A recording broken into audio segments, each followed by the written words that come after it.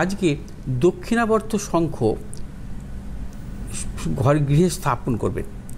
অর্থাৎ দক্ষিণাবর্ত শঙ্খ আপনারা লাল চন্দনের ফোঁটা দিয়ে 3টি অথবা লাল চন্দন দিয়ে আপনারা একটা তিলক কেটে দক্ষিণাবর্ত শঙ্খ আপনারা গৃহে স্থাপন করুন বা ব্যবসা স্থানে স্থাপন করুন, অর্থনৈতিক শ্রীবৃদ্ধি ঘটবে। আজকে একটি ছোট তামার ঘট স্বস্তিক চিহ্ন অঙ্কন করে আপনার গৃহে স্থাপন করুন। এই ঘরটি আপনারা সারা বছর পুজোর কাজে লাগাবেন, সেক্ষেত্রে কিন্তু আপনাদের নানাবিধ সাফল্য আসবে। আজ একটি পান পাতার উপর লাল চন্দন দিয়ে আপনার মনস্কামনা লিখবেন।